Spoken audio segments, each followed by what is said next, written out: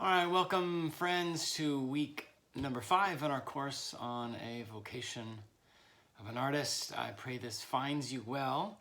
This week we are beginning to move through time, and we will look at a couple of facets as it relates to historical perspectives on the vocation of an artist. Next week we'll focus our attention on perhaps what we might call contemporary perspectives, but today the aim is to offer some insight into how it is that people have perceived the calling of an artist, specifically within the Western world.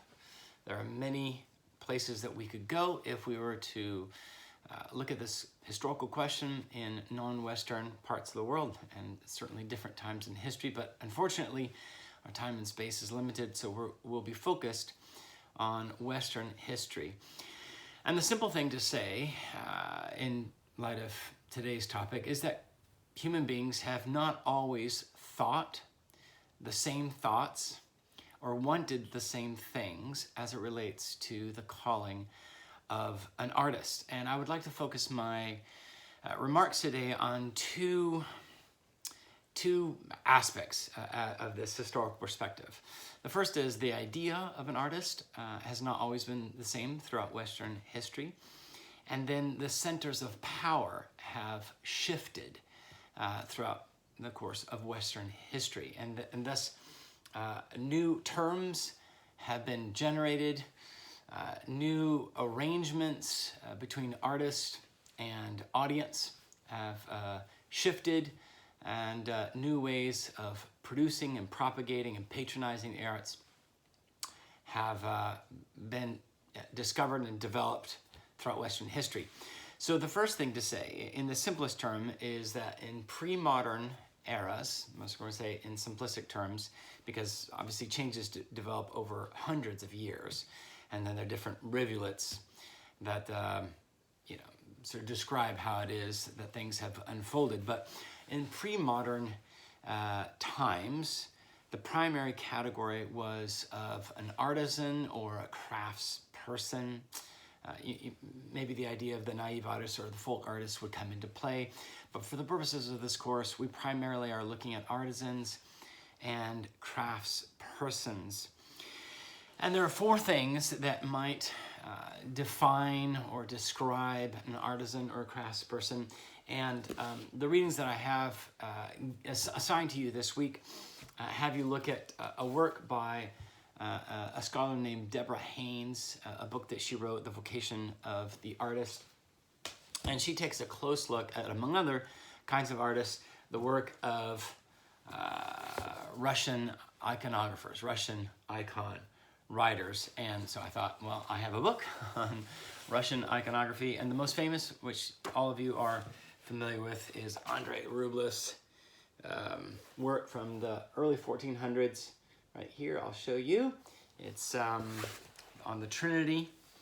And so she looks at Russian icon writers as a kind of a case study for how it is that artisans and craftsperson would have thought of their work, how they would have regarded themselves, their callings, and the things that mattered to them.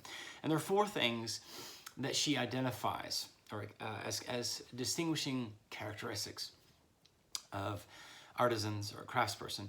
The first identifying marker is that tradition is honored and it is conserved.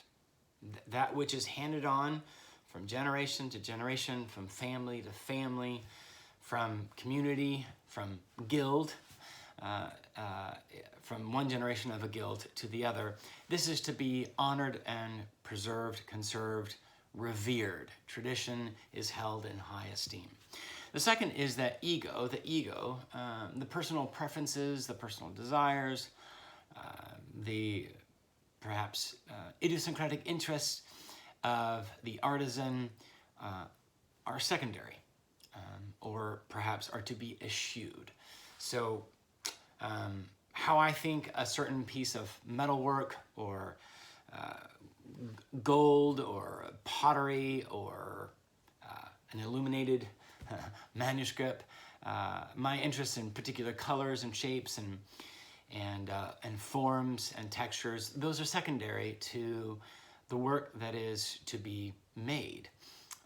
And there are certain patterns and designs and forms that are to be preserved from one generation to another generation. So you're honoring an exemplary model.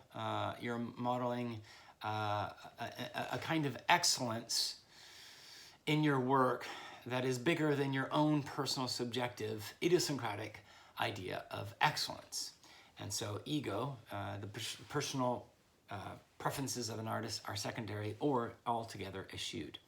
A third marker of the good artisan, the true craftsperson, is that spiritual and communal practices are central. There is certainly in Western history, inasmuch as it is largely shaped by Christendom, there is a spiritual dimension to the work that you do. It somehow participates in God's economy. This medieval idea of the hierarchy of being, that you're part of something that draws you upward, is sort of this upward ladder of ascent that ultimately, lands, as Dante imagines it for us in his Paradiso, in the beatific vision, the vision of God. Everything has a part to play. Every part in the construction of a cathedral, for example, has an important role to play in inviting us towards the love of God. But the love of God does not always or necessarily, even though perhaps this is the danger of this idea of drawing us upward, every part is loved and honored for its own sake. So there's a spiritual dimension. What you do participates in the beautiful work of God in the cosmos, all of creation. And then there are communal practices. So, in the guild you had this arrangement between an apprentice and a journeyman and a master. An apprentice is somebody who comes in at the very beginning of their work, is learning all the basic parts of the trade. A journeyman is one who has completed that stage of study and then goes off in order to hone the craft, hone the work, and then when they have achieved mastery of the work, then they can set up their own shop, as it were, in the name of the guild, and be or serve as a master of that guild. And so there are certain communal dimensions that are central and primary over against individual or subjectivist preferences. And then lastly, technical skill is developed through a long period of apprenticeship. In a sense, maybe that reiterates what I've just said, but the point here in terms of characteristic number 4, identifying characteristic number 4 of the artisan or craftsperson, is that technical skill is highly valued. There are certain things that require a great deal of time and effort to master, to learn how the properties of metal work, what they are, what their perhaps chemical, physical properties are, and certainly as they come into relationship with different kinds of fires and different kinds of tools. What are the unique features of marble and different kinds of marble as opposed to different kinds of stone? These must be learned carefully and through a great deal of trial and error. And of course, the great deal of trial and error is done earlier in the centuries, and then the wisdom of how stone worked, the logic of stone, or the logic of wood, or the logic of fabric or leather, is then passed on to generations. But one does not acquire a mastery of these things overnight. So technical skill is central. Now, eventually, in the perhaps early, mid, certainly to late Renaissance era, or at the dawn of, say, the modern era, you begin to observe a shift away from the artisan towards the artist, this idea of the artist. And as historians and scholars describe this history, you have a whole series of forces at work, but perhaps what happens is that when an individual becomes a master, they have such a mastery of their work that patrons come along and discover that these master artisans, master craftsmen have very unusual or have unique takes or perspectives or ways of making a painting or making a work of architecture or making a work of wood or gold, and the patron values that unique perspective and then is willing to pay extra, or in fact to hire out that master artisan to do works for and in honor of a patron. So as Deborah Haynes describes it, or narrates the history, she looks at the work by Albrecht Dürer. There's a self-portrait here. I have an example of it here. This is a self-portrait by Albrecht Dürer, which was actually made. Let's see, can y'all see that there? There we go. It looks very much like Jesus. Made in the year 1500. So in some chronologies of Western history, 1500 is dubbed the dawn of the modern era. And as time goes on, certainly very much so in the 19th century and superlatively in the 20th century, you have an overturning of these four values, these four characteristics that marked the work and the history of artisans and craftsmen. So now tradition is no longer honored and conserved. Tradition is to be overturned. So newness, innovation is valued at all costs. The ego is no longer secondary and eschewed. The ego is now central to the work of an artist. And so in a sense, you could say there are three virtues that mark the modern artist. The first is self-expression. The primary goal of a modern artist is to express what is inside him or her. That is going to be the truest manifestation of your artist identity. The second virtue of the modern artist is to be interesting. The worst thing you could be is dull or repetitious, or to do things that were old and familiar, or tried or cliche. All these things come into play. So you want to always be interesting. You want to catch the attention of new audiences, or to catch the attention afresh of existing elite artist buyers or audiences, or those with taste. And then third, related, is this drive to be new. This obsession with newness. So you're always pushing the boundaries, both internally and externally. And so the whole history of modern art is this history of things old and familiar, becoming new overnight, as it were. So tradition is no longer valued. The ego is now primary. Spiritual and communal practices are no longer held in high esteem. Certainly nothing spiritual as it relates to existing religious institutions. Now the spiritual is transferred from so-called, religious sacred spaces and institutions to art spaces. So the museum becomes now akin to a cathedral of the soul, as it were. And so the interior life of the artist now is described in distinctly sacred or religious terms. So it's what's inside is what is divine.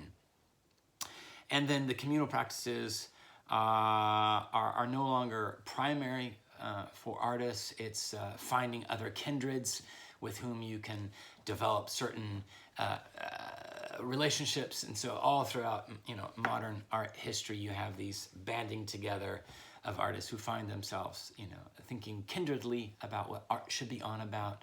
And of course, each new generation that comes along, which sometimes those generations are not 20 years, but 2 years, their goal is to overturn what has been bequeathed to them. So you're always driving. So art departments always have this sense of you want to be new, you want to be interesting. Your goal is to express yourself and to be other from that which is handed down to you, which is, of course, the language in the Greek and Latin for tradition, is that which is handed on. And then fourth, technical skill is not as much of a priority in modern art. Certainly in, say, the 1600s, 1700s, 1800s, skill still is valued, but once you enter into the early 20th century, the early 1900s, now mastery, technical mastery of certain skills in painting or sculpture or architecture are no longer highly valued. Now, the goal is to be, the singular goal is to be interesting. So now you may take buckets of paint and throw them onto a canvas, and that's an expression, a self-expression of the dynamism, the power, this internal, irrefutable, infallible vision of the artist that you find perhaps in the era of abstract expressionism. Jackson Pollock, obviously mentioned there, or alluded to. And so many of the movements in the 20th century art have nothing to do with high levels of technical skill, and more have to do with the quality of the conversation that would mark your work with relationship to other art movements of the time or those who have preceded you. So you're no longer wanting to master the properties of color and pigment and canvas and so on and so forth, or how human bodies go together. Now it's a meta engagement of what is a human body, what is color, what is space, what is a frame. All these things are now characterizing the kind of work that is made. So the simplest way to put this in summary is that pre-modern, the idea of the artisan and craftsperson is the primary notion for an artist, and such an artist or artisan or craftswoman are characterized by certain practices or ideals or virtues, and that of course becomes very different once you enter into the modern era. The second thing I'd like to comment on here somewhat briefly is on how centers of power shift from pre-modern to modern eras. And so here, again, you could say the Guild as a phenomenon of art history in the West is something that you see more formally developed in the 1200s. Now, prior to that, you had variations on the themes of guilds. That is, these certifiable, recognizable communities of artists, artisans, that make things that, cabinets and tables and mugs and fabrics and buildings and decorative items, and there are systems of patronage. The church is a patron. Say the merchant world, the worlds of commerce are their patrons, and then aristocratic body is a patron. The civil political powers are patrons. But it really isn't until 1200-ish that the guild becomes this formalized, recognizable body of ways of being artisans together that have certain entrance requirements and certain requirements to remain a viable, accepted member of a guild, and so on and so forth. But these are the primary center. The guild is a primary center of power in the medieval era. But once you go into the modern era, you have the advent of what we call royal or national academies of art. So in England, you have the Royal Academy of Dramatic Arts, Royal Academy of Music, Royal Academy of art, so on and so forth. This is in the Enlightenment era. These are now bodies that govern who is an artist, who gets to be called an artist, who has a stamp of approval, has passed through a whole series of training or preparation, has gone through the paces, has gone through the classes, and now gets a certificate that says you're an accepted, respected, honored artist, and you get to have a place in society officially. Once you go into the 20th century, these academies begin to fade somewhat. Very prominently so, they develop in the North American context.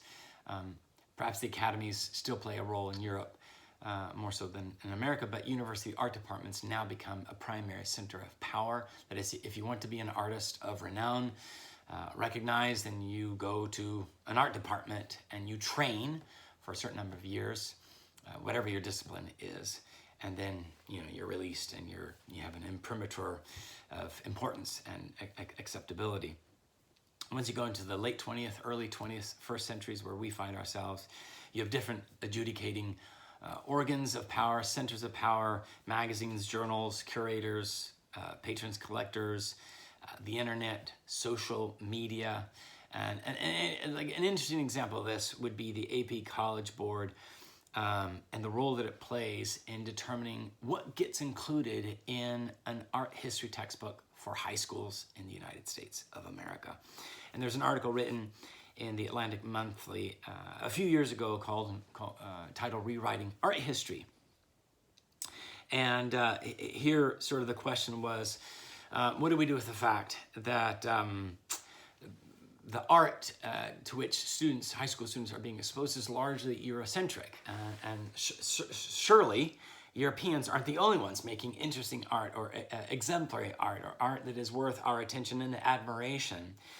And so you have this College Board that gets together and decides that perhaps we should include other, bodies of artwork, other eras, other parts of global human history. And so, at this point, now you have 35%, which is better than a minuscule percentage, that represents, say, 87 artworks from other artistic traditions.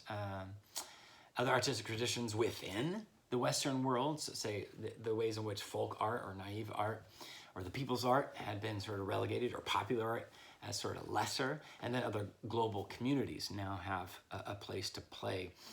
So the Guild is a primary center of power, but once you go into the Renaissance era and certainly the early stages of the modern era, you have, say, the Medici family, a very wealthy multi-generational family of Italians who patronized people like Michelangelo in his Last Judgment in the Sistine Chapel.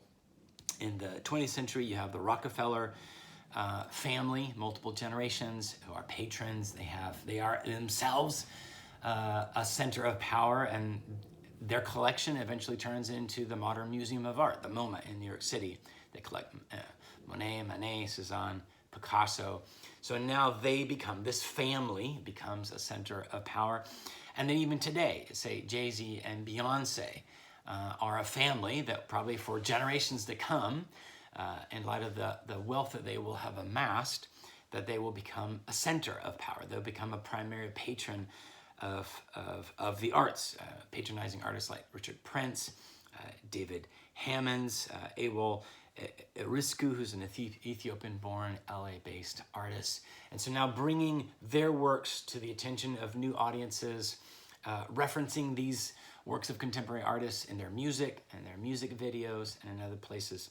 And so you see how the centers of power and the patronage, forms of patronage are now being diffused. It is, in many ways, it is horizontalizing rather than a verticalizing, a democratizing rather than a hierarchicalizing of the center of power. So, you no longer have perhaps these elite circles like Soho galleries or the 1920s in Paris dominating the art conversation and what gets to be counted as art, who gets to be counted as a real artist. Now you have sort of the popularizing of art through YouTube and Snapchat and reality TV competitions like American Idol or Project Runway. And so it's a fascinating time to be alive as an artist. I think it's a fascinating time for Christians to be involved in the conversation, in as much as we believe that anything in God's world, including the arts, can serve any number of things. Everything from, say, this tie, which my wife made the tie shape, and my 4-year-old daughter drew upon it. We can say that artists are beloved and honored and esteemed and excellent in whatever it is that God has called them to do. Making ties, making shirts, making glasses, people who cut beards,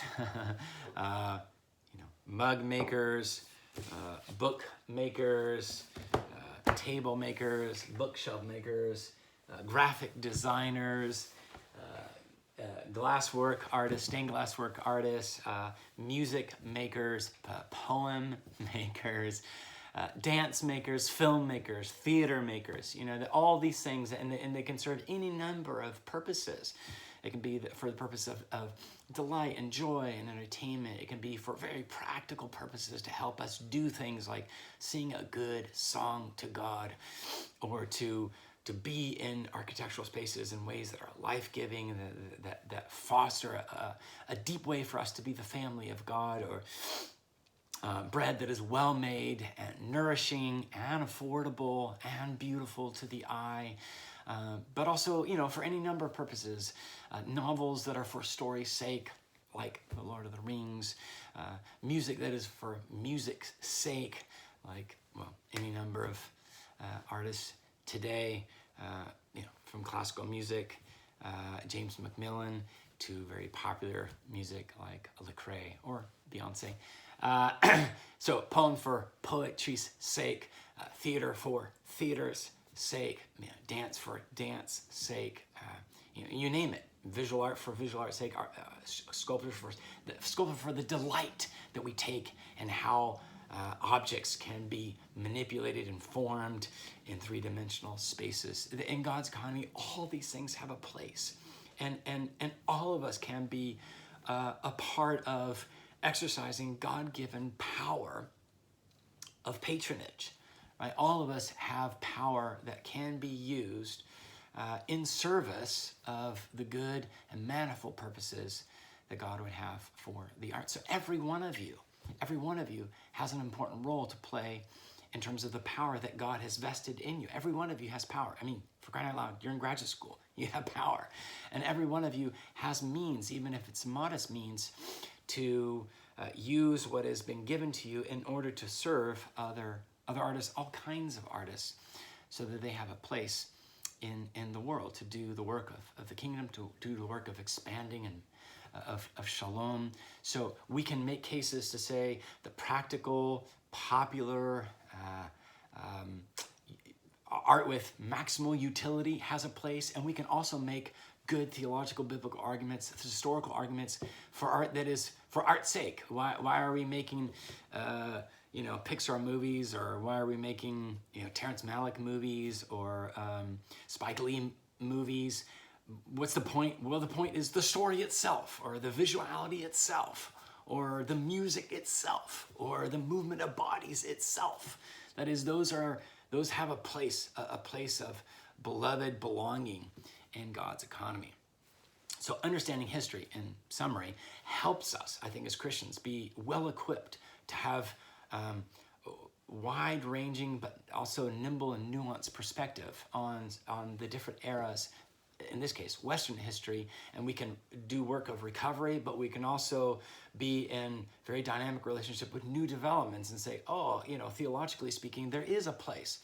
There is a way to construe the idea of art for art's sake that doesn't collapse into this black hole of subjectivity and idiosyncratic self-expression. Obsessive need for being new. Like, old has a good place. New has a place in God's economy. Okay, those are some thoughts. Bless you guys this week.